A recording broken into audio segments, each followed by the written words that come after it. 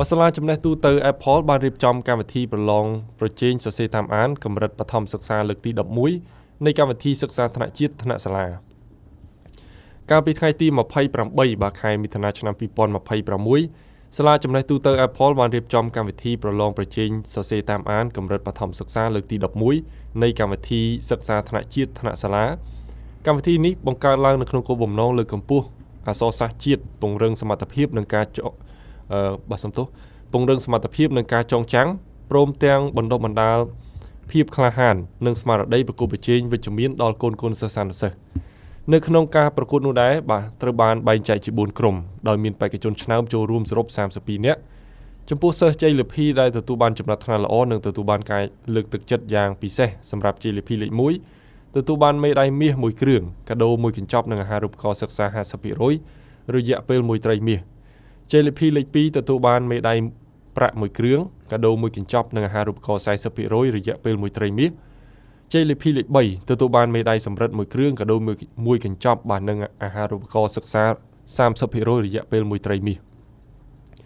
លោកសៅធីប្រធានក្រុមប្រឹក្សាភិបាលសាលាចំណេះទូទៅ Apple បានបញ្ជាក់ថានេះជាឆ្នាំទី11ហើយដែលកម្មវិធីប្រកួតប្រជែងនេះត្រូវបានរៀបចំឡើងជារៀងរាល់ឆ្នាំចំពោះសេវាកម្មនិងកម្មវិធីសិក្សារបស់សាលាដើម្បីគាំទ្រដល់ការប្រកួតប្រជែងនេះក៏ដូចជាការសិក្សារបស់សិស្សានុសិស្សពេញមួយឆ្នាំសាលាចំណេះទូទៅ Apple មានផ្ដល់ជូននៅសេវាកម្មអប់រំចម្បងចំនួន2ទី1គឺកម្មវិធីសិក្សាជាតិ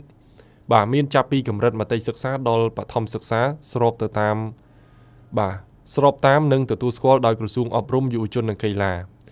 រាល់សិស្សានុសិស្សដែលបញ្ចប់ការសិក្សានៅទីនេះគឺអាចបន្តការសិក្សានៅគ្រឹះស្ថានសិក្សារដ្ឋនិងឯកជនទាំងអស់ទូទាំងប្រទេសក្រោមការបង្រៀនពីលោកគ្រូអ្នកគ្រូដែលមានជំនាញនិងឆ្លងកាត់ការបណ្ដុះបណ្ដាលគ្រូកោសល្យត្រឹមត្រូវ